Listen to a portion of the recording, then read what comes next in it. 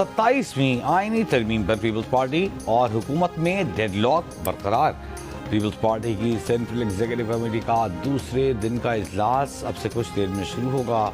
Peoples party کل کے اجلاس میں مسلح افواج میں تعیناتیوں کے آرٹیکل 243 میں تبدیلی کے سوا مجوزہ 27ویں ترمیم کے تمام نکات مسترد کر چکی۔ حکومت نے پیپلز پارٹی کا موقف سامنے آنے کے بعد 27ویں ترمیم کی منظوری کے لیے بلایا گیا آج وفاقی کابینہ کا اجلاس ملتوی کر دیا تھا۔ کل بلاول بھٹو نے کہا تھا کہ پیپلز پارٹی صوبائی خود مختاری کی شق اور NFC فارمولے میں تبدیلی کی تجویز مسترد کر رہی ہے۔ آئینی عدالت پر چاہتے ہیں کہ چاروں صوبوں کی برابر نمائندگی ہو۔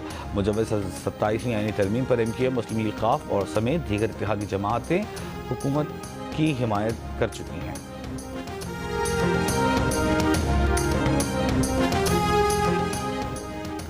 پیپلز پارٹی CEC اجلاس کے فیصلے کے بعد کل 27ویں ترمیم سینٹ میں پیش کیے جانے کا امکان۔ ذرائع کے مطابق ترمیم کی کابینہ سے سرکولیشن منظوری آج شام لی جا سکتی ہے۔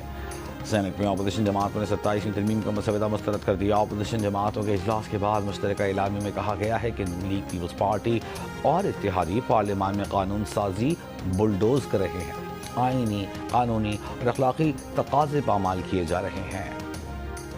اپوزیشن سے مسودہ چھپا کر رکھا جا رہا ہے۔ یقین ہے کہ 27ویں ترمیم سے بنیادی انسانی حقوق کی مزید پامالی ہوگی۔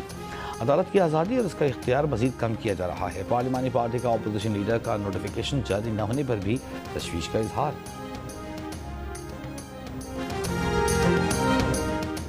آرٹیکل 243 اور آئینی عدالت پر اتفاق رائے ہو چکا۔ ایک دو دیگر نکات پر اتفاق رائے کے لیے بات چیت جاری ہے۔ آج شام تک معاملات حل ہو جائیں گے۔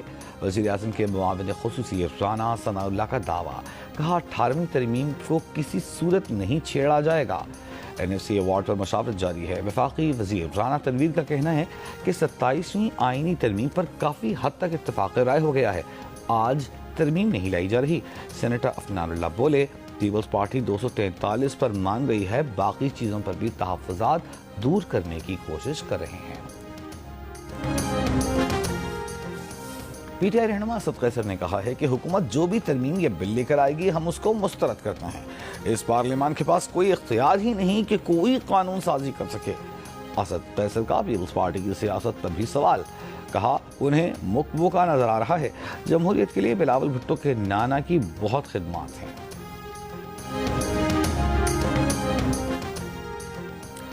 27ویں آئینی ترمیم پر مولانا فضل الرحمان کی رہائش گاہ پر JUIFA کی پارلیمانی پارٹی کا اجلاس۔